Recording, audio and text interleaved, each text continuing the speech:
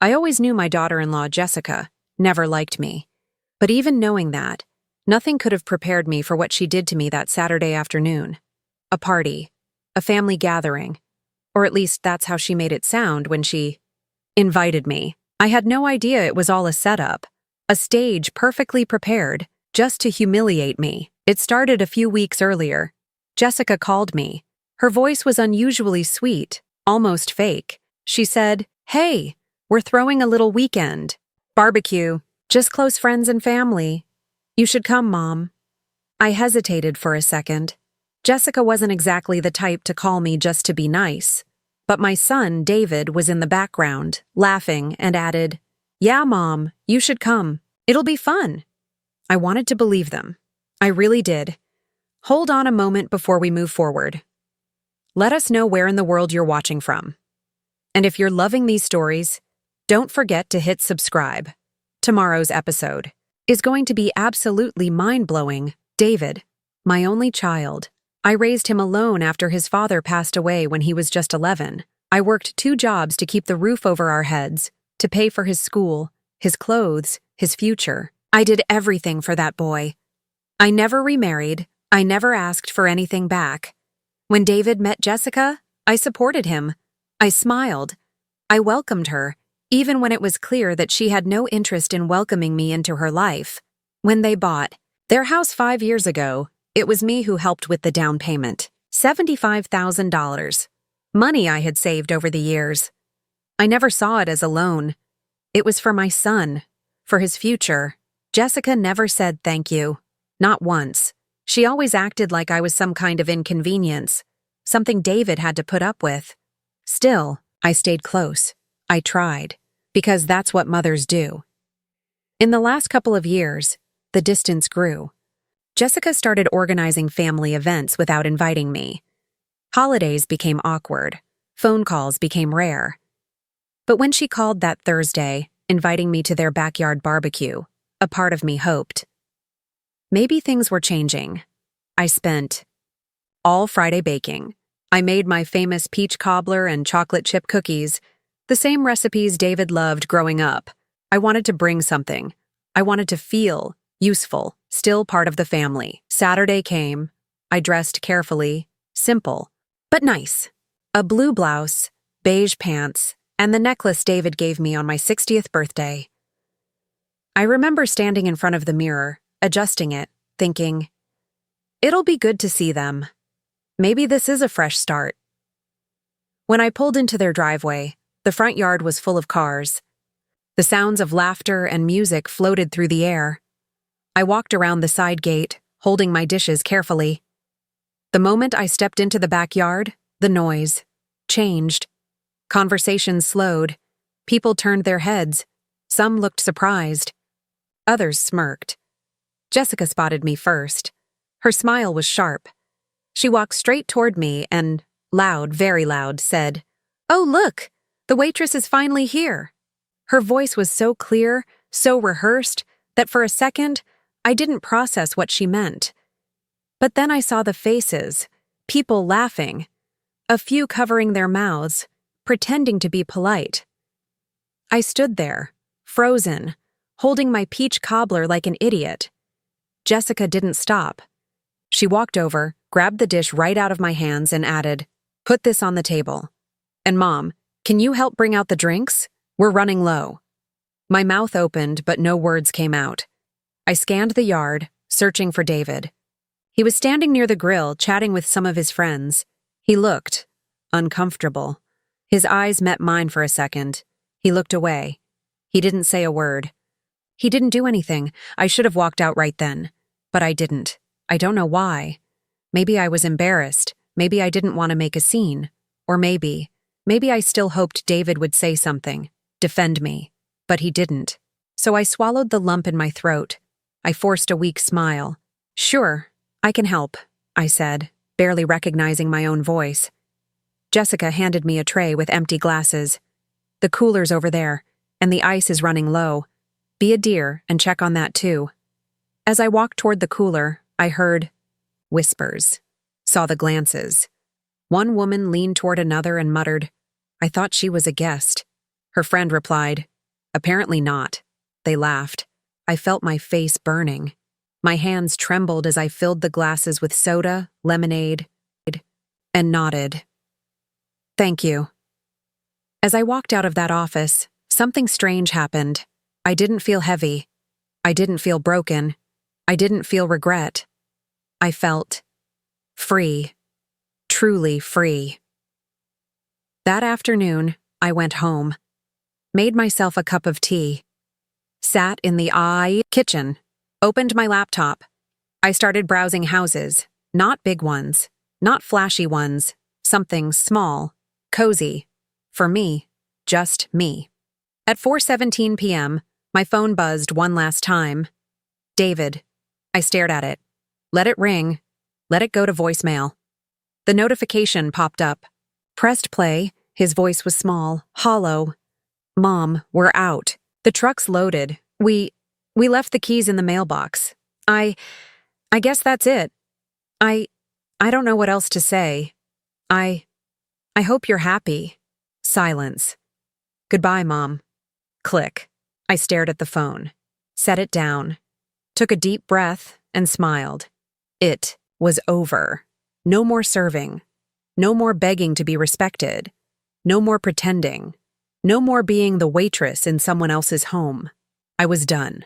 And for the first time in my life, I chose me. I nodded to myself. That's the problem, David. You never thought I had it in me, but I do, and I always did. Then I hung up. As I set my phone down, I felt free. For the first time in my life, truly free. This wasn't about revenge. This wasn't about teaching anyone a lesson. This was about me, finally choosing me. The following days felt like walking through the middle of a storm. Only this time, I wasn't the one drowning in it.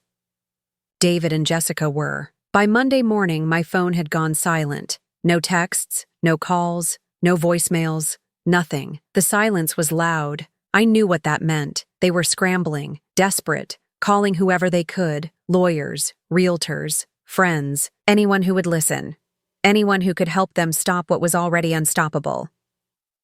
I had coffee in my hands when my email pinged. It was Emily. "Morning, Linda. Title transfer is moving right on schedule. Buyers completed the final inspection.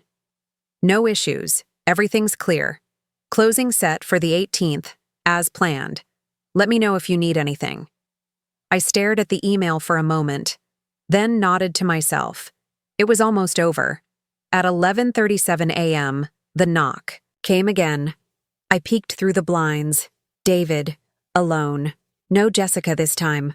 I opened the door halfway. I didn't invite him in. I just stood there, waiting. His eyes looked hollow, his hands shoved deep into his pockets. His hair was a mess. His voice was low, defeated. "Mom, please." His eyes welled up. "Please don't do this." I stayed quiet. I know we were wrong, okay? I know we treated you horribly. I know I stood there like a coward while Jessica said all that crap to you. I know. I've been thinking about it. Non-stop. I haven't slept since that day. I swear I haven't. I leaned against the doorframe, waiting.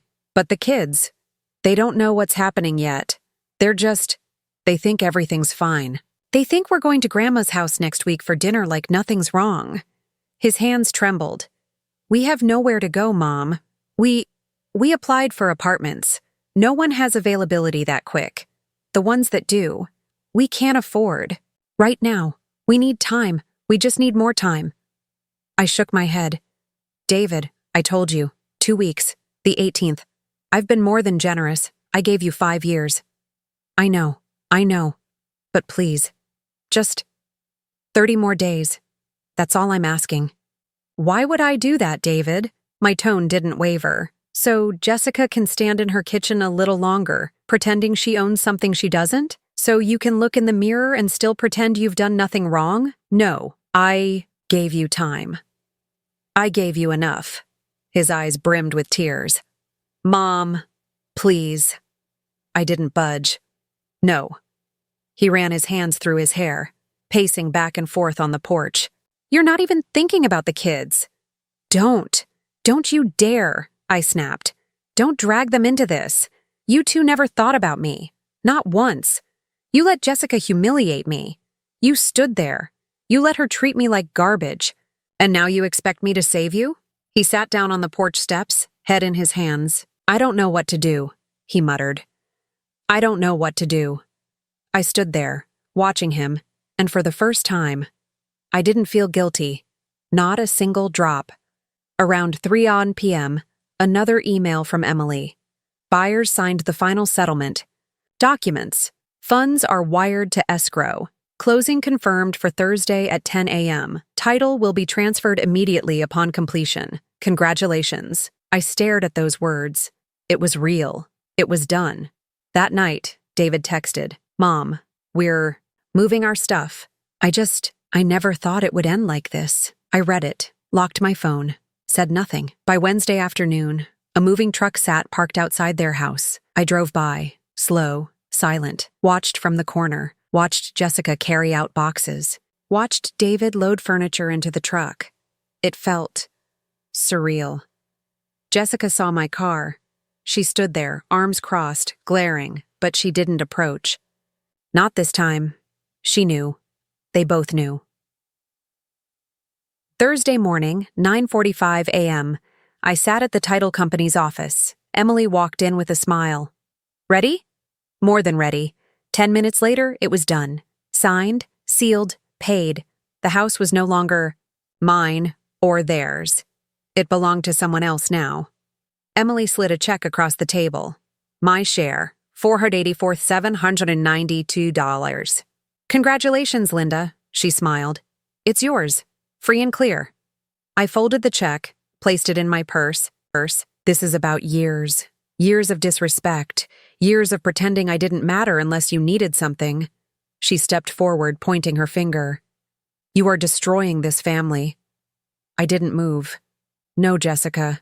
You did that a long time ago. Her lips trembled.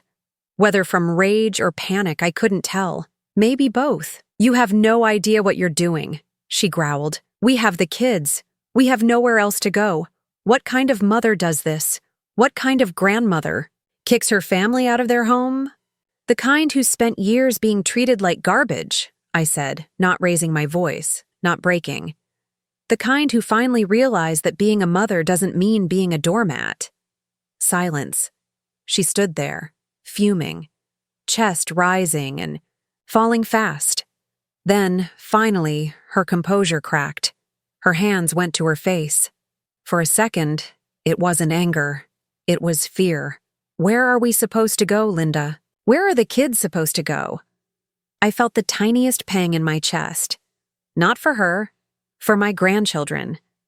None of this was their fault. But I pushed that aside. You have 2 weeks, I said flatly. Figure it out. Jessica lowered her hands, staring at me like she was seeing me for the first time. And maybe she was. I swear, she whispered. You'll regret this.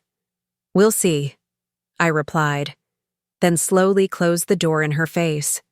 The next few hours were blissfully quiet. No knocks, no calls, no texts. I sat in the living room, holding my coffee, staring out the window, feeling something I hadn't felt in years. Peace, but it didn't last long. Around 3:00 p.m., my phone rang. This time, it was a number I didn't recognize. I answered. Hello? Is this Linda? A man's voice asked. Yes. This is Mark with Platinum Legal. I've been contacted by David and Jessica regarding the property at 2827 Brookstone Lane. They're expressing concerns about a possible illegal sale of the property. I wanted to give you the courtesy of reaching out directly to see if we could resolve this before further legal steps are taken. I sighed, already bored. There's nothing illegal about it, Mark. Check the deed. My name's been on that title since the day it was purchased. A pause. I have reviewed the documents. It does appear you are the sole legal owner of record. However, David and Jessica claim there was an understanding that the property was theirs, that the title being in your name was purely for financing purposes. I chuckled. An understanding? Verbal agreements don't override legal contracts, Mark. You know that. He cleared his throat. Yes.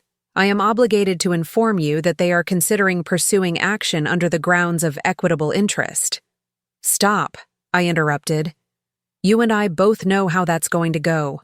There's no lease, no contract, no written agreement of ownership transfer, no rental history, nothing. They've lived there for free, without paying property taxes for 5 years. That's it. Silence. Mrs. Linda, would you be open to some form of settlement? Perhaps postponing the sale to give them time to secure housing? I didn't hesitate. No, they have 2 weeks. Same as anyone else. The house is sold. It's done. Another pause. Then, understood. Have a good day. You too, Mark. Click. Not 10 minutes later. The phone buzzed again. David, I answered this time. Mom. His voice was small, broken. Nothing like the man who stood silent while his wife mocked me. David. Mom, please, don't do this. The kids, they don't know what's happening yet. They think everything's normal. Please, we just need more time. I know, Jessica. I know she crossed the line. I know I should have. I should have said something. I should have stood up for you. I know. I was wrong. I know I was. For a moment, I stayed silent, letting him talk, letting it all come out. But Mom, you can't just take the house from us. Where are we supposed to go? The kids. Mom, please. I closed my eyes, then answered, slowly, calm, firm. David, I'm not taking the house from you. You never owned it. You've lived there because I allowed it. I gave you 5 years. 5 years of free property taxes. 5 years of pretending that respect was a one-way street. And last Saturday was the last straw. He sniffed. Mom, don't do this. I am doing this. And you have 2 weeks. You and Jessica. Figure it out. Silence. A long one. Then, a whisper. I didn't think you had it in you. Nothing came out. You were too busy acting like it was yours. And that was fine. I let it go. I let you pretend. Until I stared at him. Until last weekend, his eyes snapped to mine. The party. His voice went flat. I nodded. Yes, the party. Jessica's little show. Standing in front of all your friends. Calling me the waitress. Watching you. Stand there. Say nothing. Do nothing. That's when I realized something, David. He swallowed hard. Mom. I realized I don't owe either of you anything. Not anymore. Silence. Heavy. Crushing. David leaned forward, elbows on the table, hands in his hair. You're really selling the house? Yes. To who? Doesn't matter. When? Closing's in 2 weeks. He stared at me. His mouth opened like he wanted to say something. Anything. But nothing came. Then, the anger started to creep in. This is crazy. You can't do this. Jessica's gonna lose it. We have the kids. Where are we supposed to go? I leaned forward slightly. My voice dropped. Calm. Firm. That is not my problem. You can't just kick us out? His voice cracked. I'm not kicking you out. I'm selling my house. You have 2 weeks. He stood up, pacing. You don't mean this. You don't. You're upset. You're hurt. But Mom, please, don't do this. Please. I stood up too, walked to the door, opened it. David, you should go home. Tell Jessica. Figure it out. He turned to me. His face was red, his eyes glossy. I can't believe you do this to your own son. I tilted my head. And I can't believe my own son stood there while his wife humiliated me in front of everyone. And said nothing. He stared at me. Long, hard, then stormed out the door. I closed it, locked it, then leaned back against it. I didn't cry. Not even a little. Not this time. For the next few hours, the silence was deafening. My phone didn't ring. No texts. Nothing. Then, at 8:04 p.m., it started. Jessica, what did you do? Then another. David just told me. You can't do this. You are insane. You'll regret this. And another. Fix it. Call the realtor. Cancel it. Right. Now. I set the phone down. No reply. Not now. Maybe not ever. The next morning, my phone was already buzzing before I even opened my eyes. 6 missed calls. 3 voicemails. All from David. And Jessica? 15 text messages. All caps. All rage. All threats mixed with desperation. I didn't respond. I got up. Made coffee. Opened the curtains. Let the sunlight in. My email notification. Pinged. A message from Emily, the realtor. Morning, Linda. Buyer submitted the earnest money deposit. We are officially locked in. Title company is processing the paperwork. On schedule for the 18th. Let me know if you need anything. It was happening. No turning back. About an hour later, the knock on my door came again. This time louder, sharper. I walked to the door, looked through the peephole. It was Jessica. Arms crossed, jaw tight, eyes burning. I opened the door just enough to let her speak, but not enough to let her in. "Oh, you're really doing this," she snapped. "You're actually serious." I didn't answer, just stared. "David told me everything," she continued. "And let me tell you something, Linda. You're out of your mind if you think you can just sell our house out from under us. It's not your house, Jessica." My voice was steady, calm. It never was. Her nostrils flared. You've completely lost it. You're bitter. You're jealous. This is about the party, isn't it? Oh my God. You are that petty. I didn't flinch. This is about respect, or more accurately, the lack of it. She laughed. Cold, sharp. You think you're teaching us a lesson? You think this is going to end well for you? Guess what? We'll fight this. We'll sue. You'll lose everything. I crossed my arms. You want to sue? Go ahead.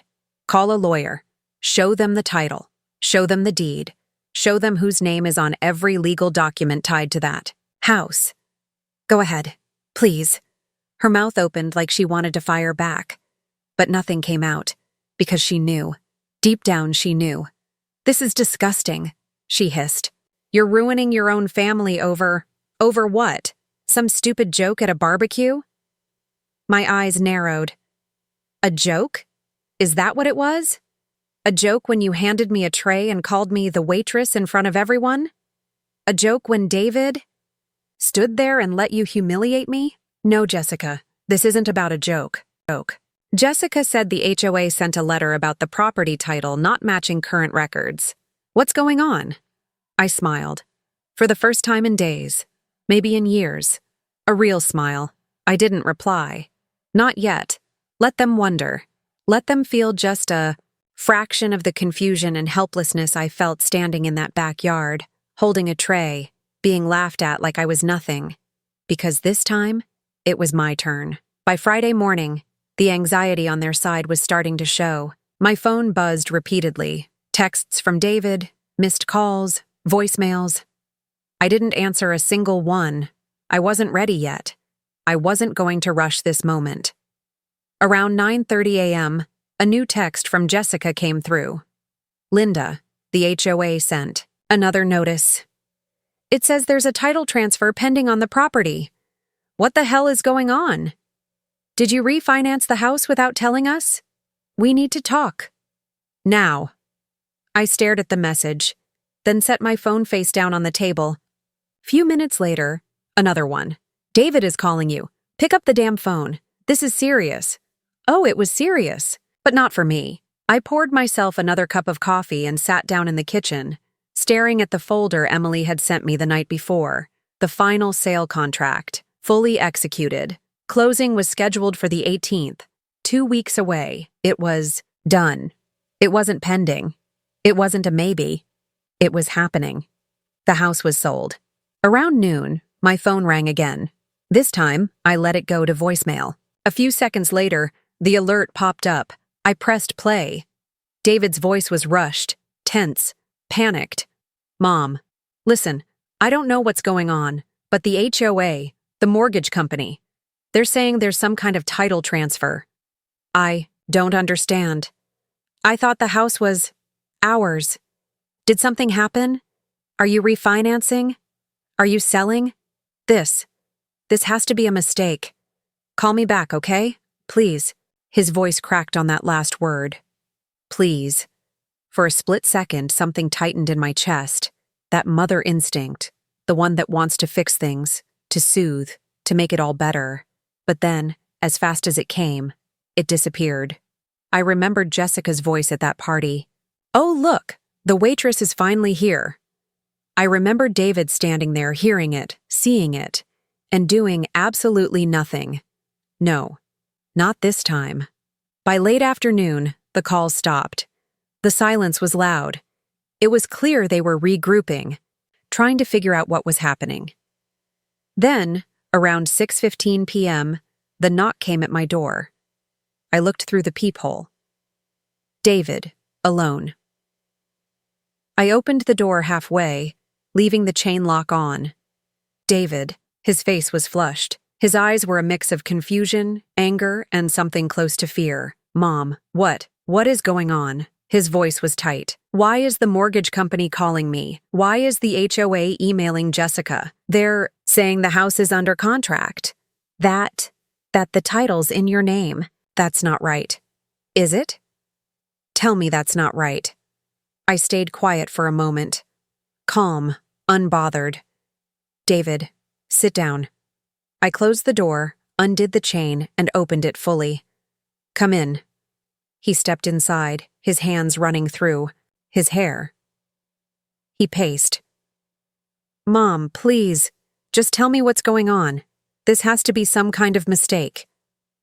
I walked over to the kitchen table, picked up the folder, and placed it right in front of him. It's not a mistake. He blinked. What do you mean? I flipped the folder open, showed him the deed. David, this house, your house, is not yours. It never was. Look, I pointed to the top of the document. Whose name is on that title? He leaned over, read it. His face went pale. Mom, but I thought we. His voice trailed off. You thought wrong, I said, my voice even. When you and Jessica bought that house, you needed help. Remember? The bank wouldn't approve you on your own. Jessica's credit was a mess. You had too much debt. So, you asked me to help. I did. He shook his head. Yeah, but that was just to get the mortgage. It was. It was just paperwork. No, it wasn't just paperwork. I put up the down payment, I signed the mortgage, and the title was always in my name. Always. You never changed it. You never asked to. He sank into the chair. His hands were shaking. But the house. We've lived there for 5 years. I folded my arms. Yes. And for 5 years I paid the property taxes. You never even noticed that, did you? You never asked who was paying them. His mouth opened, closed. I just wanted to go over the process and confirm everything before we proceed. Absolutely, I nodded, keeping my voice steady. We walked toward the house. I didn't even knock. I used my key. The same key I'd kept all these years, but hadn't touched since the day David and Jessica moved in. The lock clicked open easily. The door swung wide, revealing the living room, empty. They were both at work, thankfully. No awkward questions. No confrontations. Not yet. Emily stepped inside, looking around. It's in good condition, very clean. This will photograph really well. She glanced at me. Do they know we're listing it? I shook my head. Not yet. She blinked, clearly processing that, but kept her professional tone. Okay, we'll proceed as quietly as possible. No for sale signs, no public listings, private showings only. I've got 3 pre-qualified buyers lined up. We can move fast if you want. I want. I said it before she finished the sentence. She smiled slightly. Perfect. Let's start with photos. I'll handle the rest. I stood back and let her work. She moved room by room, taking wide-angle shots of the kitchen, living room, bedrooms, and backyard. Every time she clicked the camera, a strange mix of satisfaction and sadness rolled through me. I wasn't sad about losing the house, because it was never truly mine to begin with emotionally. I was sad about what this family had turned into, about how blind I had been for so long. When she finished, Emily turned to me. All right. I'll draft the listing tonight and send it to you for approval. If everything looks good, we'll go. Live tomorrow. First showing can be Thursday afternoon. Thursday works. Once we have an offer, we'll move quickly with the paperwork. The buyers I'm talking to are cash ready. No contingencies. If they like it, it's a done deal. I nodded. That's exactly what I want. She handed me a folder. You'll need to sign a few things tonight. I'll email you the rest. As she packed her camera, I did one last walkthrough of the house. The living room still had the same couch I helped them pick out 5 years ago.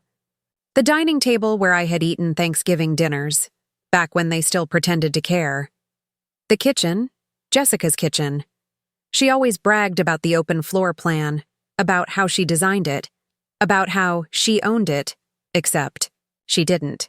Not legally, not now. I locked the door behind us. As Emily got in her car, she smiled. You're doing the right thing, Linda. I nodded, gripping my keys tightly. Yeah, I know I am. That afternoon, I went back home and waited, checked my emails obsessively. Around 4 p.m., the listing draft arrived, photos attached. Seeing those pictures made it real. It wasn't just an idea anymore. It was happening. I read the description carefully. Beautiful 3-bedroom, 2-bath home in a desirable neighborhood. Move-in ready. Private backyard, modern kitchen, recently updated appliances. Seller motivated. Private showings only. I signed the paperwork. Hit send done. The next day, Wednesday, was quiet. Too quiet. I went about my routine, grocery shopping, laundry, cleaning. But every few minutes, I'd glance at my phone, half expecting something. A call, a text, something to disturb the calm. It didn't come. Until Thursday. Thursday morning at exactly 10:13 a.m., my phone buzzed. It was Emily. We have 2 buyers interested. Both made offers. Both are cash. First is offering $590K. Second is offering $602K. Both want to close within 30 days. Your call. I stared at the message. My fingers trembled slightly, not from nerves this time, but from sheer disbelief. It was moving faster than I expected. I texted back, "Take the 602. Let's proceed." Her reply came almost instantly. "Perfect. I'll send you the contract by this afternoon." By noon, the paperwork was in my inbox. I signed it electronically. The house was under contract. It was almost too easy. No arguments, no drama, yet. Around 2 p.m., as I was folding laundry, my phone buzzed again. This time, it was David. I froze. I didn't answer. A few minutes later, a text. "Hey, Mom, weird thing. Did the mortgage company reach out to you? They emailed me saying something about the title. Not sure what that's about. Can you call me?" There it was, the first crack. I stared at the screen for a long moment, then set the phone down. No reply. 15 minutes later, another text. There was a pause. Okay, hypothetically. If I wanted to sell a house, one that's in my name, but there are people living in it who assume it's theirs, is there anything stopping me? Another pause. Linda, do you want to tell me what this is about? Can you answer the question first? Alan sighed. If your name is on the deed and there's no contract transferring ownership or a lease agreement granting them tenancy, you can sell it whenever you want. They don't have legal claim unless they can prove otherwise. Why? I rubbed my forehead. Because I'm ready to sell it. Silence. Then Alan cleared his throat. All right, then let's get started. Just like that. Simple, no drama. Just business. Alan asked me to send him the property documents, the deed, the mortgage info. I scanned everything that night and sent it over. He told me he'd pull up recent market valuations and start contacting a few realtors he worked with. We'll do this quietly, he assured me. I can have a listing prepared by Monday. No open house, just private showings. No one needs to know until it's done. Perfect. Exactly what I wanted. I closed the laptop, leaned back in the chair, and for the first time that day, I smiled, not out of happiness, but out of relief, out of control, out of the realization that I was not powerless. Not anymore. The next morning, I woke up earlier than usual. My body still felt heavy from the stress, but my mind was clearer than it had been in years. I made coffee, sat down at the table, and stared out the window. My phone buzzed. A text from David. "Thanks for coming yesterday. Sorry if Jessica was a little harsh.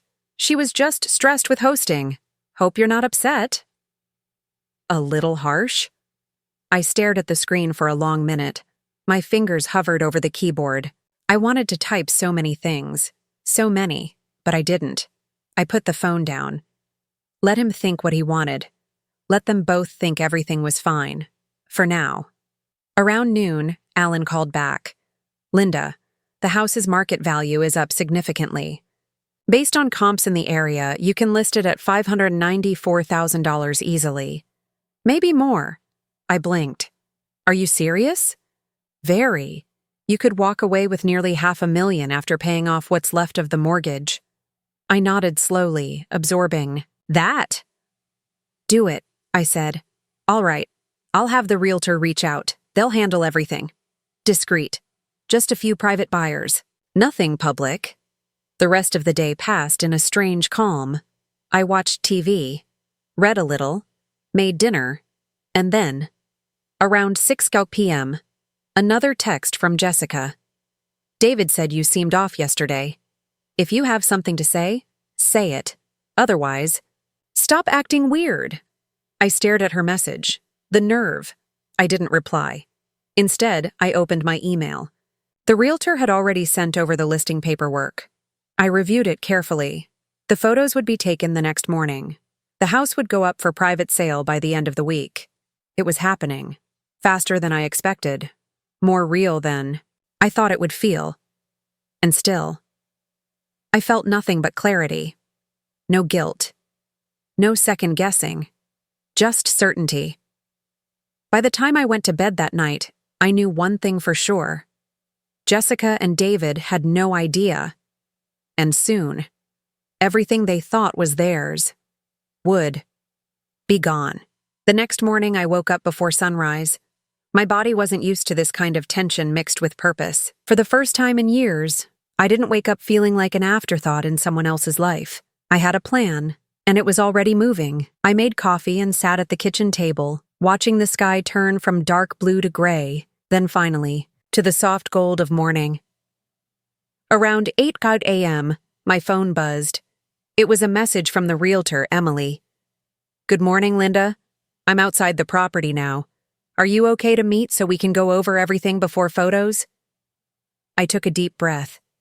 Yes, be there in 15 minutes. I grabbed my bag, the folder with the deed, and my keys. As I pulled out of my driveway, my hands tightened on the steering wheel. It felt strange driving toward that house, the same house where, less than 48 hours ago, I was mocked and humiliated. When I arrived, Emily was already standing on the sidewalk, reviewing papers on her tablet. She looked exactly how Alan described her. Professional, discreet, no nonsense. She smiled when she saw me. "Good morning, Linda. Thank you for meeting me." And beer. I kept my head down, trying not to cry. I told myself, just get through this. Just get through it. Jessica strutted around the yard like the queen of the world. At one point, I heard her say, "I mean, if she's going to be here, might as well make herself useful." More laughter. I looked over at David again. He was laughing at something his friend said, like nothing was happening, like he couldn't hear, or maybe he didn't want to. I don't know how long I stood there pretending to help. Pretending I wasn't completely humiliated. 10 minutes? Maybe 15? Then something in me just broke. A switch flipped. I set the tray down. I turned around, and I walked. Slowly, quietly, straight out the gate. I walked back to my car. I opened the door. I sat down. I stared at the steering wheel, hands gripping it so tight my knuckles went white. My heart pounded so hard it hurt. I felt numb. But then, in that awful, crushing silence, something else crept in. Not sadness. Not humiliation. Anger. Cold, quiet, and focused. I took a deep breath, started the car, and as I pulled away from that house, their house, I realized something. That house wasn't theirs. Not really, it was mine. They had no idea, and they were about to find out. The entire drive back home, my hands were still shaking. I don't even remember the road, just the feeling. That tight knot in my chest, anger, betrayal, disappointment, all mixed together like something heavy I couldn't swallow. I parked in my driveway and just sat there. For several minutes. Quiet. Processing. The laughter from that backyard still echoed in my head. Jessica's voice calling me the waitress, like I was some disposable thing, like I wasn't even family. But worse than her was David. My son. He stood there. He saw everything, and he did absolutely nothing. That was the part I couldn't let go of. I went inside, locked the door, kicked off my shoes, and walked straight to the kitchen. I poured myself a glass of water, but my hands were trembling so bad I had to set it down. I leaned against the counter, trying to steady my breathing. My eyes landed on the drawer where I kept my important papers, and in that moment, something clicked. Something inside me shifted. I walked over, pulled the drawer open, and grabbed the file folder I hadn't touched in years. The documents for the house. Their house. The house Jessica was so proud to parade her friends through. The house where David acted like the king of his little kingdom. The house where they just humiliated me like I was nothing. I sat down at the dining table, opened the folder, and there it was. My name. Clear as day. The deed was in my name. When they bought that house 5 years ago, the bank wouldn't approve the mortgage under David's name alone. He had too much student debt at the time. Jessica's credit wasn't strong either. They were desperate. They wanted that house more than anything. David asked me if I could co-sign. He begged me. Just for the paperwork, Mom. Just until we get everything settled, he said. But it was more than that. They needed my credit, my income, and more importantly, my $75,000 for the down payment. And being the naive mother I was, I agreed. At the time, it felt like the right thing. It was family. You help family. But now I was looking at that paper, realizing that technically, legally, that house was mine. My hands stopped shaking. My heart was still pounding, but not from fear anymore. From clarity, from certainty. I opened my laptop, logged into the county property records just to double-check. Entered the address. There it was again. Plain, simple, undeniable.